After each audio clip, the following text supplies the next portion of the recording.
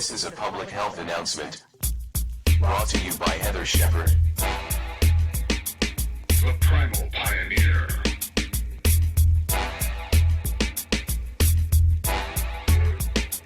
Live an outdoor life.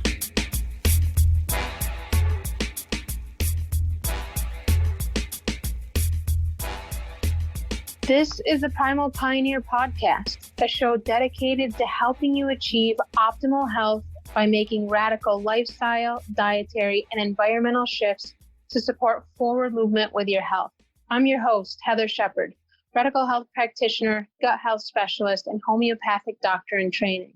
When I was 23 years old, I suffered a TBI, otherwise known as a traumatic brain injury. This shifted my life from being a super athletic type A kind of person to being sidelined from physical activity for nearly 12 years. I tried every modality under the sun, desperately yearning, trying, hoping to get better. It wasn't until I stepped outside of the conventional medical model and even much of the alternative medical model that I saw real lasting progress with my health.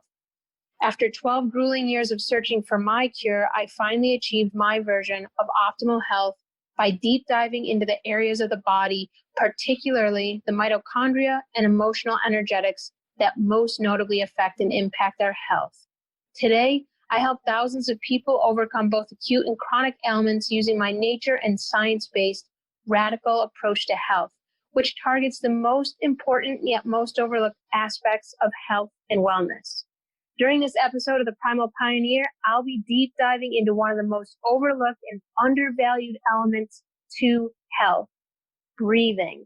This episode outlines why and how our breathing patterns set the stage for solid health and even set the stage for longevity, or can set the stage for every chronic condition today, including reoccurring sinus infections, allergies, asthma, respiratory infection, as well as sleep apnea, cancer, scoliosis, and heart disease.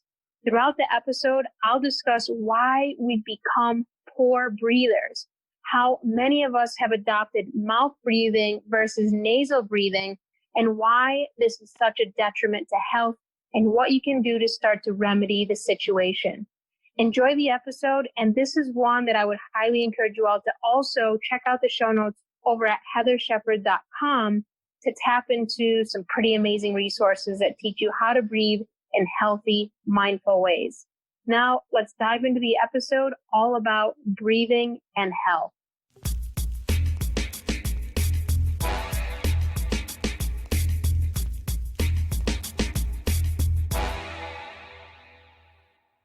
Hey everyone, today I'm super stoked to talk with you about a topic that has huge implications on our health, yet is still underconsidered, undervalued. It's even downplayed when it comes to our health. And that topic is all about breathing, something we all do several times a day, several times a minute, literally thousands and thousands of times per day, millions of times in our lifetime in order to stay alive. During this episode, I specifically want to talk about the dangers and health concerns around mouth breathing and why this has occurred. I'm going to go into great detail about this, but really mouth breathing is something that we've adopted over time. There's a lot of reasons behind this, which I'll get into. And we've adopted this mouth breathing pattern over time. And we've taken this on as our predominant way to breathe for multiple reasons. And throughout this episode, I'm going to discuss why we become mouth breathers and why it's so dangerous to our health and how you can overcome that.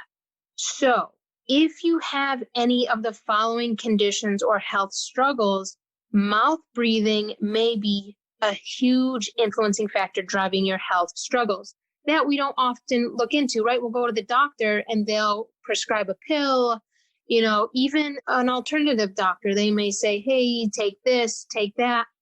But while some of those things could be super helpful, we need to take the way we breathe into consideration, because if we are in fact mouth breathing, if you're mouth breathing, this is a huge detrimental factor to your health. So if you have any of these conditions, you likely are predominantly a mouth breather. So sleep apnea, high blood pressure, weight gain, obesity, asthma, allergies, depression, chronic fatigue, constipation, cancer, lung cancer, throat cancer, anxiety disorders, insomnia or poor sleep, a nose that's always plugged, a nose that's always runny, increased pulse, decreased body temperature, brain fog.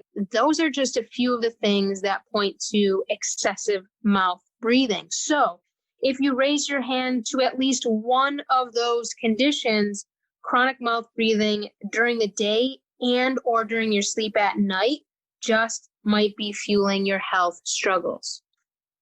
So how do we actually develop this pattern of mouth breathing versus nasal breathing? And what I mean by that is that you're literally inhaling predominantly through your mouth and not your nose. So mouth breathing, when I mention this, I'm primarily referring to when you inhale through your mouth, okay? Because when you do so, the nose isn't able to filter out pathogens, to moisten the air. There are several things that happen in a very positive way when you breathe through your nose versus breathing through your mouth. And that has everything to do with filtering the air, removing pathogens, warming the air, to putting your body in a certain state of either fight or flight, or this more of like rest and digest state. I want to start by just going over why somebody would develop a mouth breathing pattern, because this is one of the biggest, most overlooked causes of many of our health disorders and struggles today. So we have to start from breastfeeding. Now, we all know of the amazing benefits of breastfeeding, and you might be thinking, Heather, what the heck does breastfeeding have to do with if I'm a mouth breather or not? But stick with me, because this is how far back it goes. It even goes further back than this, but for the sake of this episode, this is where mouth breathing can start from. So we all know the amazing benefits of breastfeeding: enhanced immunity, whopping dose of healthy fats and cholesterol, which is needed for brain, cell, and organ development, the beautiful and necessary bond that's developed between the mother and the baby, and the production of positive stimulating neurochemicals that occur during this process. And breastfeeding lays the foundation for one's hormone and metabolic health throughout life. So if you've been breastfed, and the longer you've been breastfed, then you have these hormones and metabolic signals in place that are very beneficial and that you will use and rely upon throughout your life. These are all essential, nourishing, life-giving, positive side effects of breastfeeding. Now, one huge positive side effect of breastfeeding is the development of the jaw muscles. So like during the breastfeeding, when the baby, the newborn, is using the muscles of the jaw of the mouth, and this is actually really crucial. It's crucial to their development. It's crucial to their anatomical structure in their face, in the cranium. The stronger the jaw muscles, the less prone one is to nose breathing, meaning the more energy efficient one will be, the less prone one will be to asthma, infection. The nose warms and moistens air, which is one of our first lines of defense against pathogens. And this is really, really a beneficial thing. It's something we don't really think about, how breathing through the nose more often can actually help us fend off pathogens and infections. And studies have even shown where people have engaged in mouth breathing for purposes of this study, that they actually became more susceptible to sinus infections, and that pathogens would literally the pathogen load in the nasal cavity would start to increase the more they did mouth breathing. And as soon as they switched over to nose breathing, the pathogens were able to leave the sinus cavity and were able to leave the body. So we don't take this into consideration with regard to just how important breathing through the nose is to our immune system and to fending off pathogens. So, think about people who are out there having to wear masks at their job during the COVID pandemic. is the mask really helping to prevent infection and disease when really if we just used the wisdom of our body, nasal breathing, we could enhance our immune system significantly just by doing that one thing. So when it comes to nasal breathing and where this stems from, you developing your jaw muscles and all the muscles of the face, the cranium, this starts with breastfeeding. So the single act of breastfeeding allows for the solid health supportive structure between this angle that goes from the top of the ear. Okay, think of this angle. So you got the ear to the nose and from the forehead to the chin. Okay, in science, this measurement is known as the Frankfurt plane, and it shows how well or unwell proportioned the mouth is relative to the face, the nose, the palate, and how well people breathe. So the more solid, the more sound this anatomical structure, the better one is going to be able to breathe. And this starts by developing the jaw muscles during breastfeeding. Now, archaeologists who've analyzed skulls ranging from, 200 to thousands of years old noticed a seemingly perfect anatomical structure of the skulls and, that were contained of these ancient people. So archaeologists and orthodontists who study the skulls and jaw structures and anatomy of deceased people would be considered our ancient ancestors, they notice one glaring difference between modern day people and the ancients. And well, they notice several things, of course, but for purposes of this podcast, we're going to focus on the jaw structure and the anatomy of the skull. And so what they notice is that the nasal passages of the ancients, they're wide, they're pronounced, their skulls are around 2 times as large as humans today. Their jaws are forward facing, their sinus cavities are big and expansive, and they have a super broad mouth structure. And you can just look at a picture of some of the more well-known ones today, like the Weston A. Price pictures. Go into like Google Images, put in Weston A. Price, and you will see all these pictures of indigenous people. And you can see just how beautiful and big and broad their skulls are, their jaws are, their nasal passages. A lot of people today have what's called like this pinched nose. And of course, depending on where you live, the size of your nose and nasal passageways are going to be different because you have to deal with different kind of air, humidity, arid, and there's different pathogens in those places. But you will see just how beautiful, wide, expansive these people's skull, jaw, anatomy are, and just how different it looks from adults and kids today. It's a glaring, noticeable difference. Here's the issue. This forward facial growth and development, along with a large mouth structure anatomy, this creates wider airways. So literally our ancient ancestors were just able to breathe a lot better than we are today due to this structure. This large jaw, mouth, and skull structure made it impossible, like literally impossible, to develop the chronic respiratory issues that we see today. Everything from emphysema to cancers of the respiratory system, including the throat and the lungs. I have individuals reach out to me with lung cancer, with throat cancer. They've never smoked a cigarette in their life. And they're like, why is this happen? Why did this happen to me? Of course, there are several layers, but one layer that gets highly overlooked is how these people are breathing. We know that emphysema is literally this disease of inhalation. They inhale too much and they do not exhale enough. And when they exhale, it tends to be through their mouths. And many breathing experts have literally helped people overcome emphysema simply by teaching them how to breathe differently, becoming nose breathers, and focusing on a prolonged exhalation has been super, super just amazing for people struggling with emphysema. But even people who struggle with lung cancer, throat cancer, asthma, chronic respiratory infections, sinus infections, that our ancient ancestors, they didn't struggle with these things because their skulls and airways they're just too large to do otherwise. So they were set up to thrive, to prevent illness. They were set up for longevity. They were set up for this forward movement throughout evolution simply by their anatomy because they could breathe really well.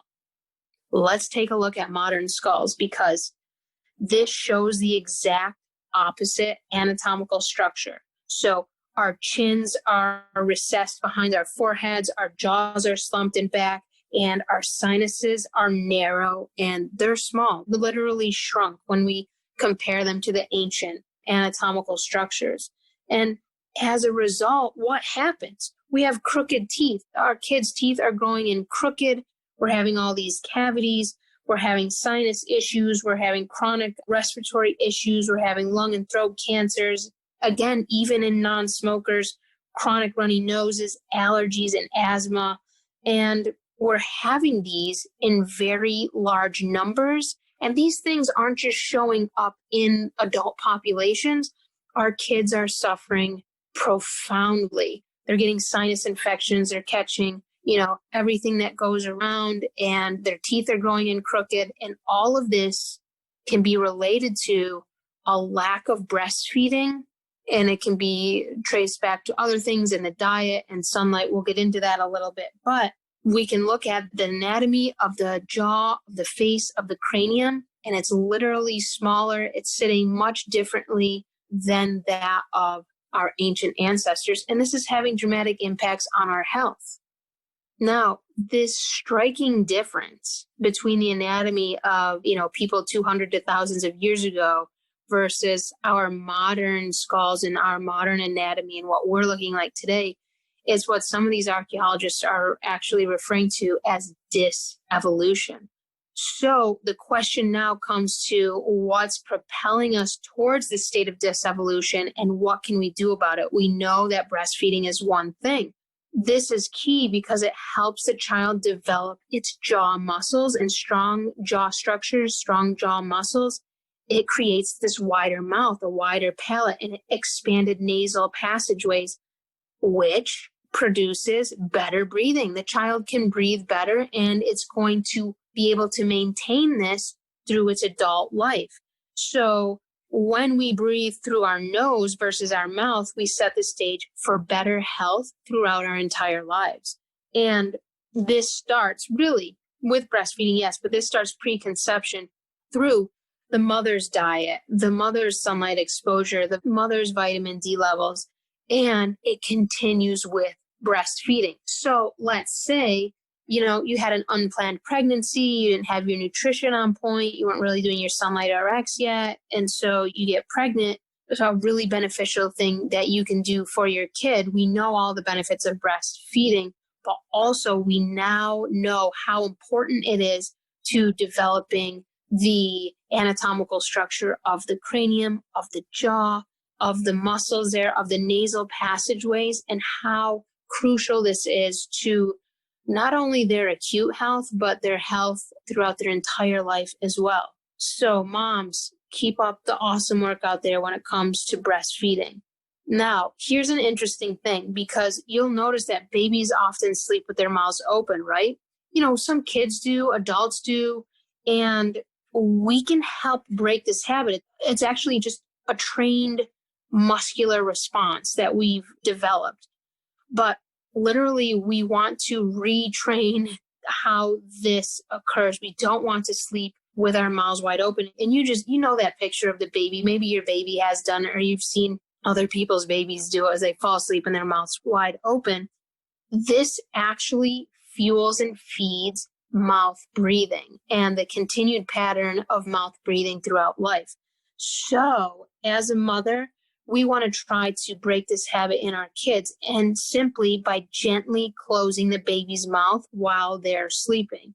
Now, this might sound cruel to, some of us modern people, but really it was something that Native Americans and other indigenous cultures around the world took very seriously. They'd literally stay up, observe their babies, and while their babies were sleeping, And if their mouth would open, they literally just gently close it shut.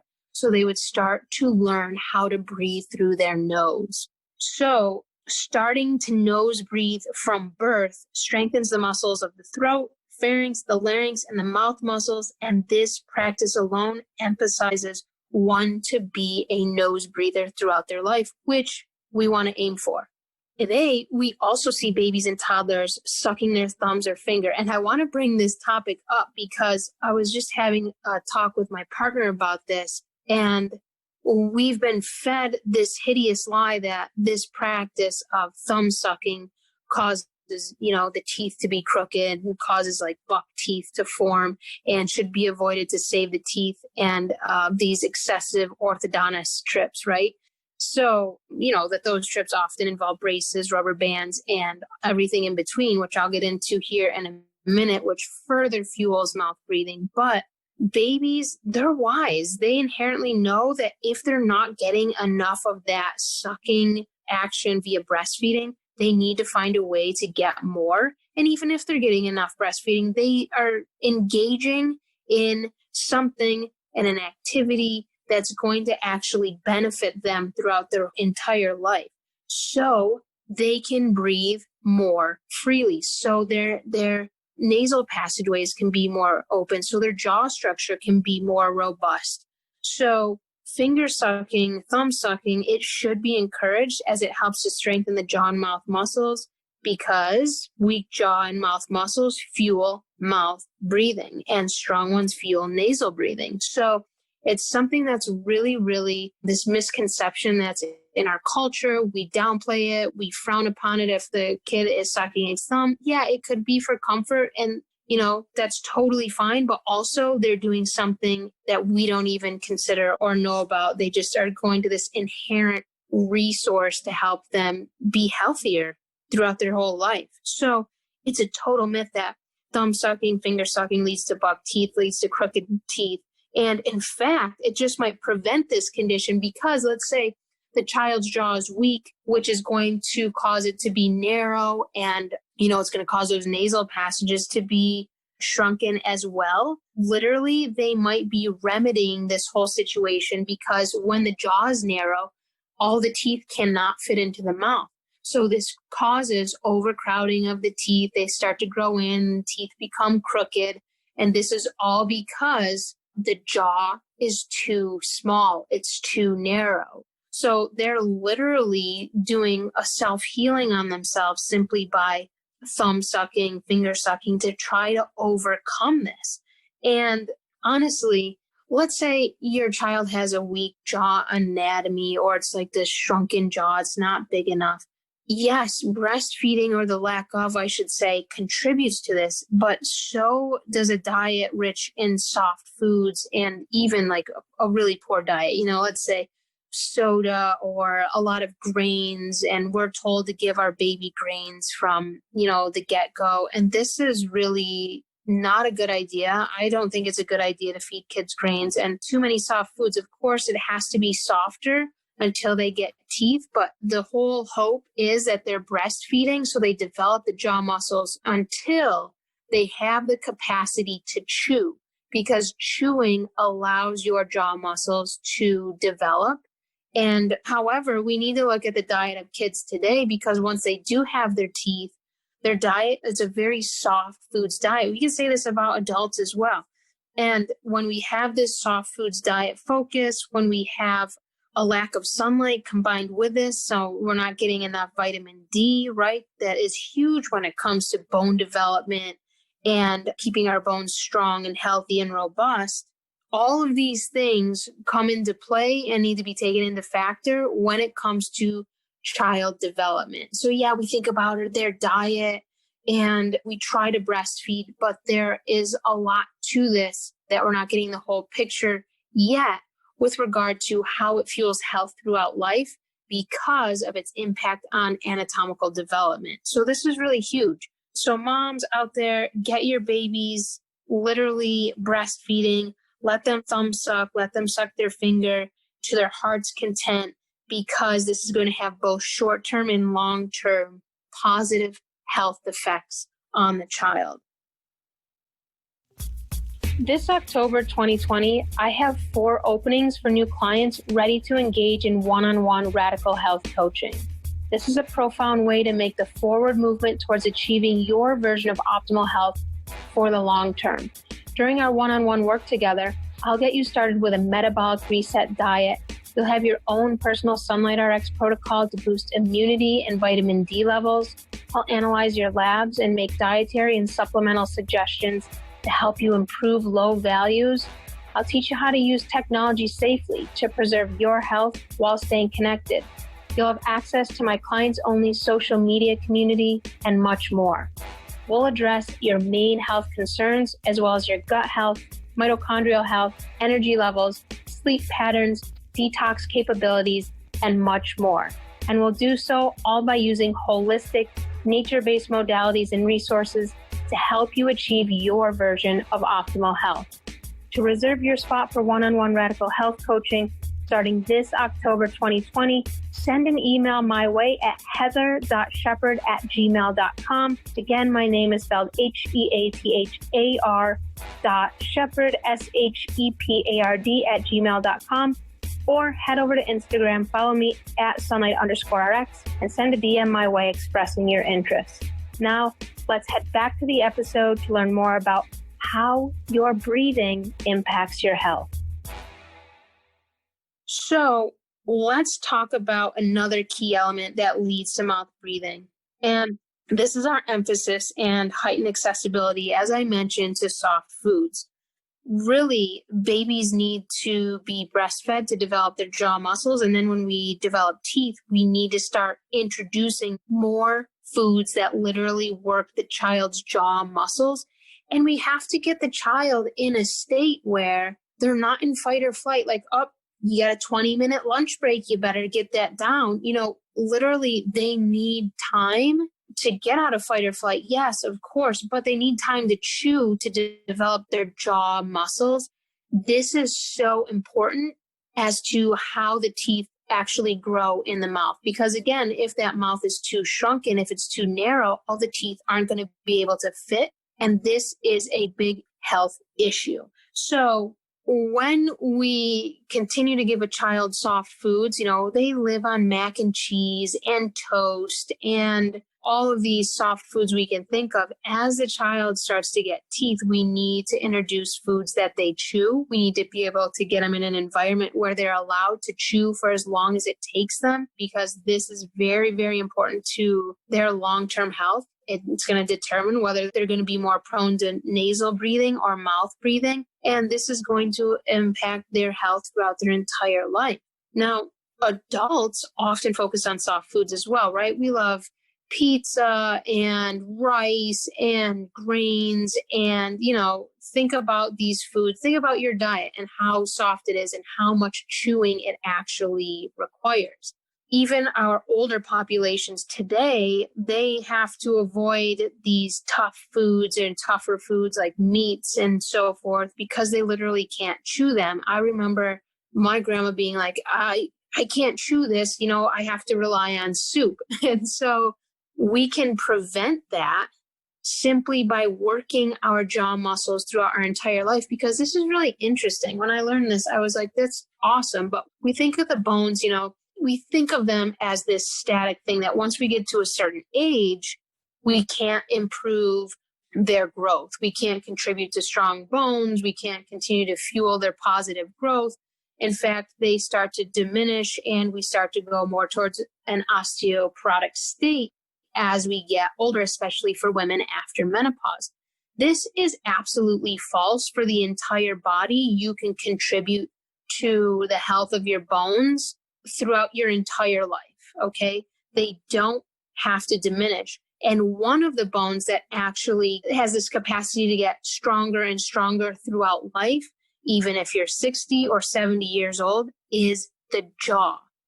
This is so ingenious of the human body and how it was developed, because how important is it for the jaw to be used throughout our life in order to fuel our health? Is huge, because the more we chew, the better breathers we become, because our jaws are strong, the palate is able to be wide, which opens up the nasal passageways, which allows us to nose breathe versus mouth breathe. Mouth breathing is one of the most detrimental things you can do for your health.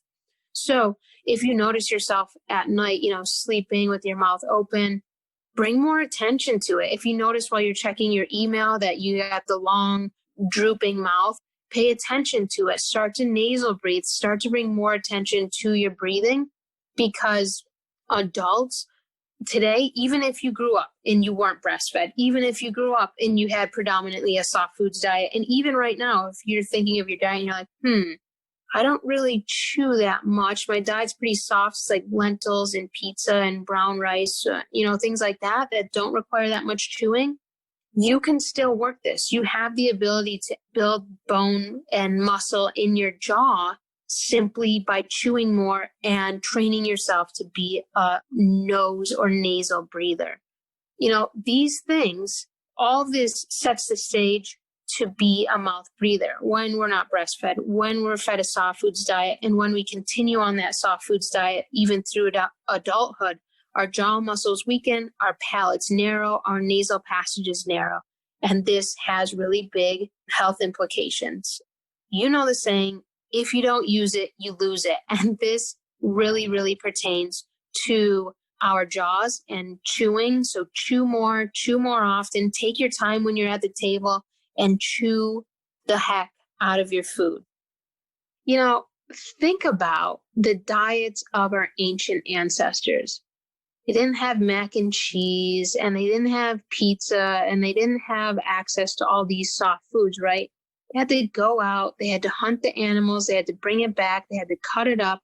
And so they did a lot of chewing. They did a lot of chewing. So they were chewing meat, and they were chewing bones. And this might sound a little barbaric and backwoods to some of you, but literally we need to chew more. And this is, when we look at diet, we see people who are like really into the carnivore diet and they're really going that way. And they think that the benefits from the carnivore diet are because of the nutrients in that food. We need to look at food a little bit more deeply, because what is going on in those carnivore diets is they're having to chew a lot more. Think about how much a vegan or vegetarian has to chew versus how much a carnivore or somebody on a carnivore diet has to chew. Drastically different. And we can see even by looking at the skulls of people who are primarily vegetarian versus who are more on a carnivore diet, drastically different. Okay. Meaning those of the vegan and vegetarians, they tend to have poorer teeth, mouth health. It tends to be a lot poorer, a lot weaker teeth. Their jaw structures tend to be a lot more narrow. Now, this doesn't have to be the case, especially in vegetarians. You can be more vegetarian, but you have to be outside. If you're not outside and you're a vegetarian, or if you're a vegetarian and you live somewhere like upstate New York or Portland where there's no sunlight, that's not really a great idea. I'm not going to go into that topic during, so much during this podcast, because that's a huge topic in of itself. But literally, when you get that sunlight, that vitamin D from sunlight, you help to support your bone health. So when it comes to these carnivore diets, if we look beyond the nutrients, they're eating a lot of meat, they're chewing a lot, they're gnawing on bones. Yes, barbaric, backwoods, sure, call it whatever you want, but let's just say their jaw structure, their nasal passageways, their anatomy, their teeth, their energy levels are pretty solid. Am I promoting a carnivore diet? No, not entirely. I eat meat. I eat a lot of fish. I eat a lot of meat. I should say eat more fish than meat. But when I don't omit meat from the diet for its nutritional value, right, of grass-fed meat, but also I'm now bringing this component of, okay, this really allows me to work my jaw muscles and allows my palate to widen and stay wide. And it's really beneficial to my health. It's helping me be a better nose breather. We have to take all these things into consideration when it comes to diet as well. So expanding your diet, if you're not including animal products right now, if you're not including meats, it could be a good idea to include grass-fed animal products into your diet as a way to build and maintain the strength of your jaw and your mouth, which ultimately sets us up to be better nose breathers. So this is really good, helpful information for those of you who grew up not getting breastfed or not being breastfed long enough. And how long is long enough for breastfeeding? Minimum a year, minimum. Okay. So if you didn't grow up getting breastfed, if you grew up on soft foods, know that there are ways to strengthen your jaw and mouth muscles to help you transition from being a mouth breather to being a nose breather. And one of those methods includes more chewing. So get your grass-fed animal, swagger on, go to your farmer's market, get some grass-fed meats, get a steak, get some marrow bones, and go to town. Okay, now I also want to address a piece that ties into this, which is the dentist's office, specifically visiting the orthodontist, because this practice, most people in the first world visit an orthodontist frequently. It has become one of the quickest, fastest growing forms of dental care. I say that very lightly. Before my generation, orthodontists were very rare. And so they have just, boom, their business has skyrocketed. And this all has to do with a lack of breastfeeding, lack of nutrients and vitamin D and hormones in the mothers, that set the stage for poor jaw development. But then we don't breastfeed, and then we give a soft foods diet. And so then the kids' teeth growing crooked. And then we're just like, oh man, bad luck. Our kids' teeth are in crooked. Dang it. No, actually, there's a lot behind this. It's not just based on bad luck. So we bring the kid to the orthodontist, right? And so what happens is, here come the braces, on they go. And this is really interesting, but I've heard some more informed, or I should say holistic orthodontists, those that are aware of what it does to the jaw structure, the sinus passageways, the respiratory system and health, and its impact on the entire body, what they do with braces and tightening the braces.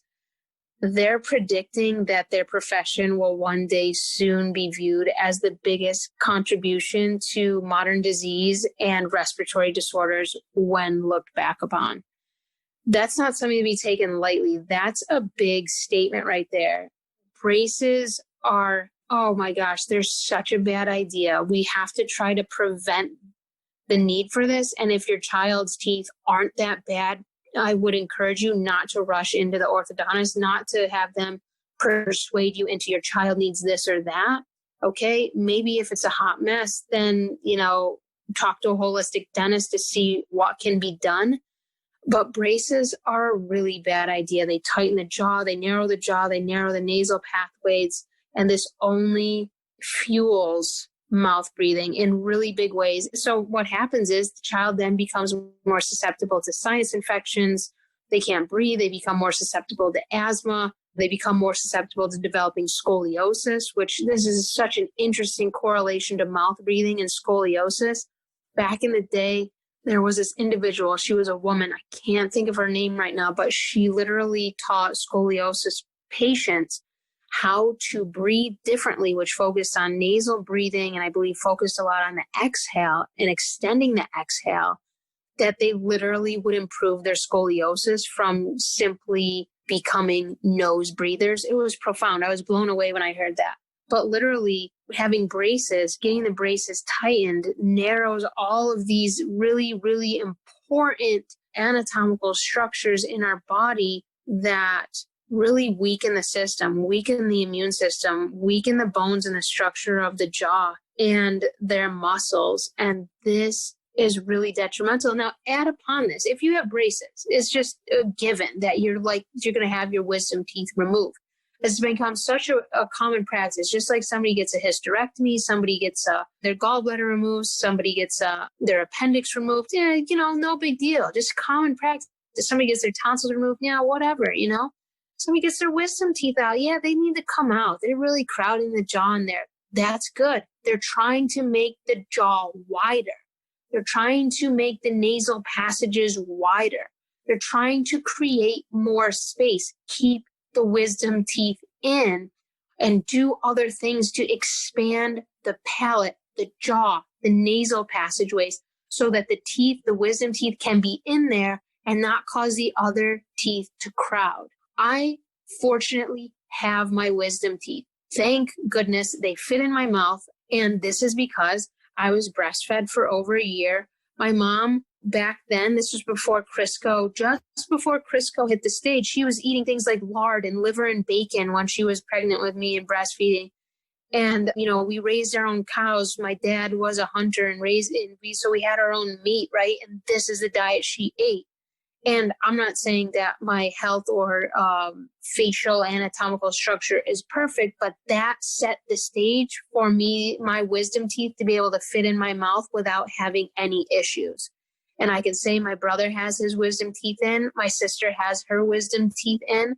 And even though there might be some like crooked teeth forming and teeth issues, just by nasal breathing and working on how to strengthen your palate and jaw, you can actually create more space for those teeth to sit in there and not cause issues. They're there to help you. We wouldn't have the wisdom teeth in there if, nature knew we didn't need them. Why would they give it to us? They just wouldn't. They're there for a reason, to help keep our nasal passages open, our jaws strong. We develop them a little bit later in life when we really need our jaws to chew more food and to really continue to develop and maintain the health of our jaw. So keep those wisdom teeth in if you can. Very, very, very helpful. And try to avoid braces if you can. There's so many detriments to braces. Yeah, your teeth might look like super straight, but the teeth aren't even supposed to look like exactly perfectly straight. I mean, they're supposed to be straight, but not, it's done in this artificial way that weakens the jaw muscles, narrows the mouth, causes overcrowding of the teeth. And then you just have to keep going back to the orthodontist and the dentist to continue to get care. So in the meantime, you become a mouth breather, or you just become more of a mouth breather, which further fuels sickness. What happens over time is that, let's say you weren't breastfed that long, or you were fed a soft foods diet, or you still kind of eat a soft foods diet. Maybe you've had braces, your wisdom teeth have been full. What happens over time is that the facial muscles, they literally start to atrophy, and the bones in the jaw become thin and weak. And this is a really huge health concerning issue. It's one that we don't consider, we don't really look at. We want to look at our diet, we want to look at what supplements to take, right? But if we really want to get down to the root of some of our health struggles, we have to consider how we're breathing and the things that we engage in throughout life, the practices of breastfeeding, soft foods diet, braces, wisdom teeth, getting teeth pulled that might not be necessary, and how that is contributing to us becoming more of a mouth breather, and how that is encouraging and fueling poor health. So far, we've covered the main ways that humans take on this pattern of mouth breathing versus nasal breathing, right? Lack of breastfeeding and discouraged thumb or finger sucking, a weak constitution of the mother, braces, orthodontic care, and pulling of the wisdom teeth, and a soft foods diet, that contributes to less chewing. We want to be chewing more. The good news is there's ways to work and overcome mouth breathing despite your past history. But before we dive into this and how to rectify this condition, fueling literally every single health struggle today, I want to share a case study with you around mouth breathing and constipation, because, you wouldn't combine these two. You wouldn't think, my mouth breathing is contributing to constipation. I'm not saying that all mouth breathing contributes to constipation. This is just one case study that came into my practice that I want to share with you all. Mouth breathing contributes to so many things that I've mentioned here in this episode and more, but I want to share this particular case with you so you get an idea of how mouth breathing might be contributing to your health condition and or constipation. So I had a client come to me who struggled with long-term chronic constipation. Like literally no matter what diet she ate, she couldn't poop.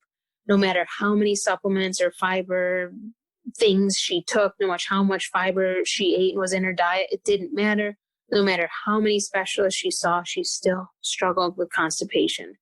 Then she came knocking on my door, and I'm going to be honest with you, this was one of the toughest cases I've seen, because literally nothing she tried before this point worked. nothing helped. And so not that when somebody comes into my door, nothing else helped. I'm like, oh, perfect. This is going to be awesome because we're going to do things totally differently and it's going to work.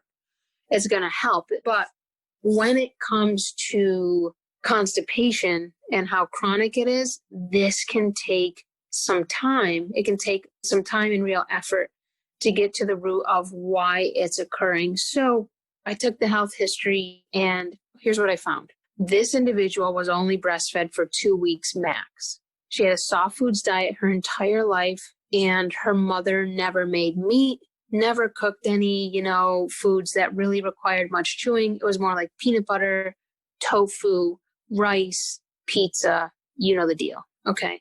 This individual had braces, and then after the braces had her wisdom teeth pulled.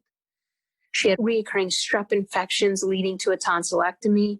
And tonsillectomies, by the way, if you've had your tonsils removed, first of all, it's such a Band-Aid approach, and it's a huge contributing factor to appendicitis, colitis, and bowel issues. That right there is a big red flag and sets the stage for bowel issues and bowel struggles throughout life, including constipation, colitis, and a higher probability that you will need your appendix removed. If you've had your tonsils out, don't panic. Doesn't mean that for sure. But we don't tend to connect the dots between tonsils are out and my digestion's impacted. It's a huge, huge correlation. It's really, really pronounced in the scientific literature as well. This individual also had asthma to the point where she literally coughed up blood on exertion. And so she couldn't participate in physical activity because she couldn't breathe. So then she was diagnosed with asthma. She developed scoliosis. And as she got into her 20s, she had a lot of weight gain. When we took a look at this individual and I started asking all these questions, but then we got down to the breathing part. And I was like, okay, tell me about your breathing at night. And she has seen that she's a chronic mouth breather. She wakes up in the middle of the night, her mouth is open. When she watches Netflix, writing an email, her mouth is open. And literally people are referring to this as email apnea now, that we get so dazed and our brain goes like so dull when we're like on our computer or scrolling and we're not really paying attention to what we're doing, that the mouth literally droops down and we become mouth breathers. So pay attention to this when you're on your devices also, okay? Because we're developing mouth breathing patterns just from engaging in these non-mind stimulating activities, right? Also, this individual grew up in a really super arid environment, so really, really deserty. So we got to the point where the case had this big breakthrough, because up until that point, I was like, all of these things are contributing, but what is really fueling this? What's at the root? So we got to the point of this case where the only thing that helped this individual, where she literally saw the biggest breakthrough in her digestion and improved digestion, was when she would go to humid environments. And we're talking swamp, sweaty, humid, really, really humid environments. Suddenly, the digestion would change. She'd be able to have a bowel movement. This was a huge key because that tells me that this individual did better with warm and moist, not warm and dry, which is an environment that she lived in for much of her life. This individual also did a lot of enemas, and enemas can be really, really drying. If you're doing coffee enemas, forget it. Your gut is going to be drier than the Sahara Desert. If you're doing a lot of enemas, I've found that this can damage the mucous membranes in the colon, drying them out. So we need to rehydrate the mucous membranes of the colon if that's a practice you're engaging in. I know some of my clients do that, and I know many people are really into coffee enemas and enemas in general. So if you're doing too many enemas, you could be causing too much dryness in your body. What happens is this one breakthrough is that better with humidity, okay? So what I determined with this is that the client, first had very weak jaw muscles. The mouth structure was narrow from no breastfeeding, a soft foods diet, braces. Okay. She became this chronic mouth breather from a very young age, likely from an infant. And so she grew up in this arid environment, mouth breathing, and then had, when you're in a really hot environment, what happens is air conditioning blasts in you, which further dries out the mucous membranes. And so this individual literally was drying out, drying from the inside out. And we don't think about mouth or our breathing as a way to moisten all of our cells, but it does. When we breathe through our nose, we literally moisten all of our cells, all of our mucous membranes. They need that moisture. There's mucous membranes lined from, our nose down through our mouth, all the way through the entire digestive cavity. And we need those mucous membranes to be very, very moist in a healthy way. No, not an excessive way, but they need to be moist. This individual was completely dried out. So one contributing factor was excessive chronic mouth breathing that occurred literally from infancy. While there were other factors and modalities we used to help rehydrate her mucous membranes, one of the main things we focused on was teaching her how to become a nose breather versus a mouth breather.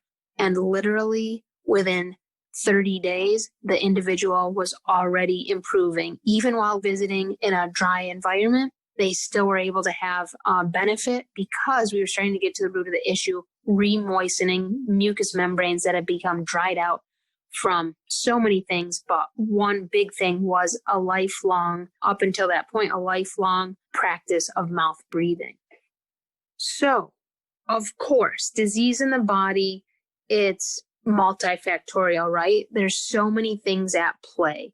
We've got diet, we've got light exposure, we've got artificial light exposure, we've got EMF exposure, we've got what prescriptions you've taken, what vaccinations you've been administered, we've got your emotional life and what traumas you've experienced, right? There's so many things that we need to take into account when it comes to really getting to the root of disease and the root of our health struggles.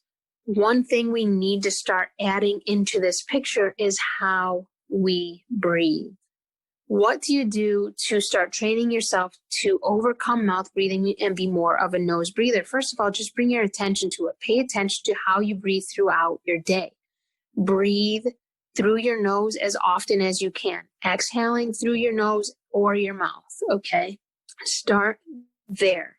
Just by nose breathing, you're going to be improving the strength of your nasal passageways, your jaw muscles. This is really, really huge. You're going to expand the space down in the throat area. And this is really huge when it comes to improving your immunity, and not to mention how your cells are going to use oxygen and carbon dioxide more efficiently and effectively in a really positive way. Also, start engaging in some breathing exercises that focus on nasal breathing. I've taught you some of these throughout my most recent podcast episodes. I'll revisit a couple of them here for you. The first one is to inhale through your nose, okay? Inhale, and then as you get to the apex of your inhale, hold it, and then exhale. But as you exhale, count to 10 over and over and over again. Start by speaking it. So you inhale, you exhale, start counting to 10. 1, 2, 3, 4, 5, 6, 7, 8, 9, 10. 1, 2, 3, 4, 5, 6, 7, 8, 9, 10. 1, 2, 3, 4, 5, 6, 7, 8, 9, 10. And then go into a whisper. 1, 2, 3, 4, 5, 6, 7, 8, 9, 10. 1, 2, 3, 4, 5, 6, 7, 8, 9, 10. 1, 2, 3, 4, 5, 6, 7, 8, 9, 10. And then get to a place where you're just mouthing the numbers, okay? Until you can't breathe anymore. And then gently, you don't want to, you don't want to do that kind of inhale. We don't want to do that. It's very stressful, okay? We want to then inhale gently through the nose, repeat the process. Do that for up to 10 times or more, as often as you can. This really helps you, 1, breathe through your nose, 2, focus on the exhale, which is very, very important because often we breathe in and then we hold our breath. And then we don't exhale enough because we're throughout our day, we're busy, we're doing this, we're sending emails, we're sending texts, we're dropping kids at soccer, we're going to school, we have our face masks on, etc., right? So we need to focus on our exhale to rid the body of what we're not going to use from the breath. So then what we inhale, we can use more effectively and efficiently. The last exercise I'm going to teach you is when you start by pinching your nostrils, one with your thumb, one with your ring finger, okay? And then keep one nostril open and the other one plugged. Breathe in through, let's say, start with your right nostril. You breathe in as you get to the top, pinch both of your nostrils shut, and then exhale through the opposite nostril. So you breathe in the right, exhale through the left. As you exhale completely, pinch the nostrils again, and then inhale through the opposite. So then I'll inhale through the left, I'll pinch at the top, and then I'll exhale through the right, and then I'll pinch at the end. Repeat that cycle at least 10 times. Doing those two things and bringing more awareness to your breath throughout your day, breathing in through your nose and out through your nose and or mouth is going to be very, very helpful to you developing this muscle memory in your body to become more of a nasal breather. So do your nose breathing exercises. Chew more, get into the bones, get into the meat, chew the meat off of the ribs, chew the meat off of the ribeye steak, get some marrow bones and chew the marrow out. It sounds barbaric, it sounds backwoods. Yeah, so what? That's foods we are supposed to be eating on a regular basis. Always go grass-fed, right? We don't want to be eating some feedlot crap and, trying to benefit our health. Get the real deal, okay? So those are some of my suggestions. Now, much of this information actually came from a book that I've been reading about and then researching ever since reading it called Breath. It's an amazing book by James Nestor. I highly recommend you go out and grab a copy, download it on Audible, because it goes in everything I talked about today. It goes into great detail about the science, the studies behind it, the benefits of nasal breathing, all the stuff around the orthodontics, the archaeologists that I mentioned and talking about them examining skulls and the difference between the ancient skulls and modern day skulls. It really, really goes into great detail. It's an amazing read. It was a life-changing book for me. So that led me to explore all these different breathing techniques and patterns, help me bring more attention to my breathing, help my patients bring more attention to their breathing. And it's been really revolutionary for all of us. So I highly recommend that you check that book out. And if you're not a big reader, head over to the show notes over on my site for this episode. Go to heathershepherd.com, the podcast, and this is episode 30. And there'll be a list of resources you can just look up for learning how to breathe better. If you don't want to read the full book, if you just want some exercises, awesome, head over there and I'll give you some resources for that. Thanks for tuning in this week and we'll see you soon. Thanks to all of you who've taken an hour out of your day to tune into the episode and better your health. You've literally just engaged in a form of self-care, which is so huge when it comes to fueling your health and making the positive shifts and transformations around your health that you desire. For those of you ready to deep dive into breath work to fuel your health transformations, I highly recommend heading over to my site, heathershepherd.com. Remember, that's Heather spelled Heathar, Shepherd, SHEPARD.com. Head to the site, go to the podcast tab, and you'll see episode 30. And you can click on that to get the show notes. And this highlights some super amazing resources you can tap into to start improving the way you breathe and to help you become more of a nasal breather versus that detrimental mouth breather. For those of you who enjoyed this episode, I would love for you to post a 5-star review with your comments and support. This is such an amazing way to fuel and motivate my continued podcasting and sharing via this platform, and is also a super great way to help spread the word to others searching for deeper answers around their health struggles. And I thank you for that support. As always, you can follow me on Instagram at sunlight_RX or on Facebook, Heather Shepherd, and visit me on my site, heathershepherd.com. Keep up the awesome healing work, everyone, and see you next week. The Primal Pioneer podcast is not intended to diagnose, treat, or cure any disease in the Western medical sense or terms. It is to be used for educational and informational purposes only. The information shared on this podcast and all of Heather Shepherd's work is not a form of diagnostic medicine, nor is it a medical treatment. Heather Shepherd is a health educator, radical health practitioner, and a trained EMF specialist. And although she has a bachelor's in science and master's education in alternative medicine, she is not a medical doctor and does not give medical advice. Our work and sharing is to be used for informational and educational purposes only.